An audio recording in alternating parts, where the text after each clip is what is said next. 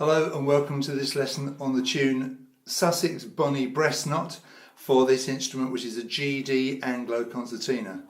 We're going to play the tune in the key of G major, so principally we're going to be using the middle row, which is the G row. Originally I got this tune from a recording where the tune was played on a CG Anglo Concertina in the key of C. I've transposed it down into G.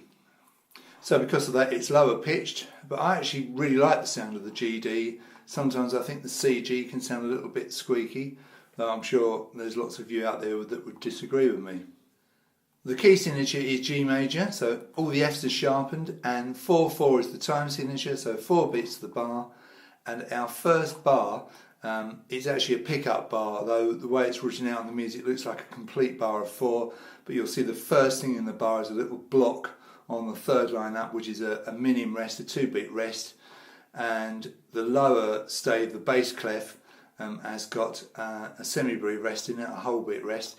So the first note is D, and that is the button number 8 on the G row. Now the way I number my buttons, in case you don't know, I start on this side, 1, 2, 3, 4, 5, carry on this side, 6, 7, 8, 9, 10. This is a standard 30 button Anglo Concertina. Obviously you do get some with less, some with more. You won't, I don't think, be able to play this on a 20 button concertina, but obviously if you've got more buttons they'll be on the end of these rows here, so you'll have to make adjustments. You may have to add 1 to the button number that I give you. But anyway, on my instrument it's button number 8, this one here on the push, and finger 3. Finger 1 is the index finger, finger 2, finger 3, and it's on the push, the first note, so make sure you pulled your bellows out. I've got my right side of my concertina on my right knee, and out of shot here I've got my leg, I've got my foot on a guitar footstool so that the leg is raised. Obviously you've got to get comfortable, and you'll have to experiment with that a little bit yourself. So it's a push-pull, a D on the push, and a C on the pull, and you can see underneath the C there's a dagger symbol indicating that you can just ride the button, you don't need to repress it. So your first note is D, button number 8 on the push. It's a dotted crotchet, so it comes in on beat 3, lasts for the whole of beat 3, half of beat 4, and on the end count of 4 you play the same button. In fact you don't even have to repress it, just pull out and you'll get the note that you want, which is C. Like that. It sounds a little bit strange if I just play that. So if I play that and the next bar, it makes a bit more sense if I do that, doesn't it? So the counting of that first bar, that pickup bar, is 1, 2, 3, 4 and 1, 2, 3, 4 and as I said, just ride that button to get the second note.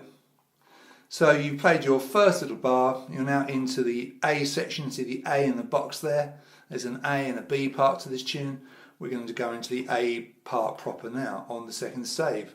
Let's deal with the right hand first. Now the problem with the Anglo Concertina is that everything's fine while the tune's on the right hand side, but sometimes the tune drops over to the left hand side and we have to make little compromises. But we're okay in this first bar, everything's on the right hand side. So we've just gone D, C, and so our next note is B, finger 2, so it's button number 7, and that's on the push, and the next 2 notes are also on the push, they're G's, that's button number 6, that's the first button on my instrument on this side.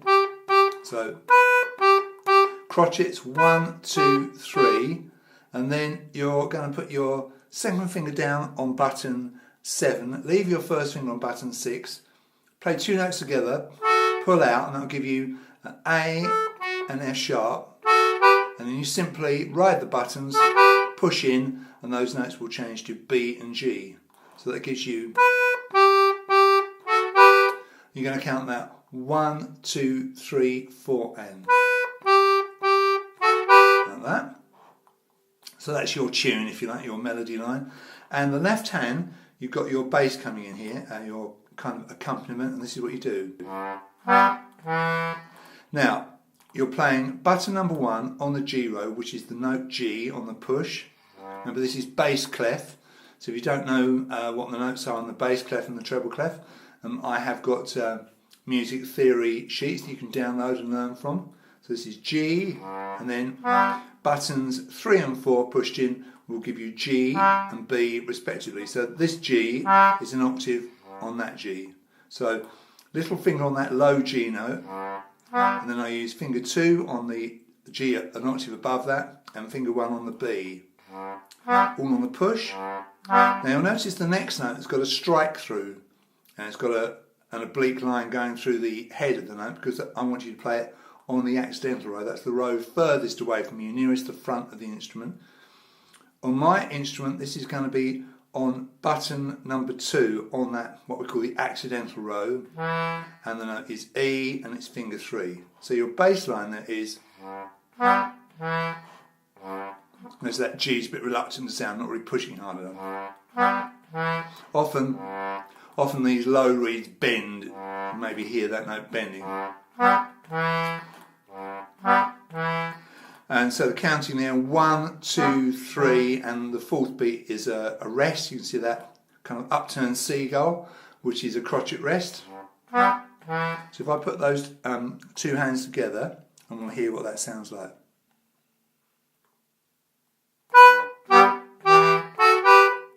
And notice that last part of the right hand was played on its own, as you had the rest in the left hand. So let's just play our pickup bar and the first bar.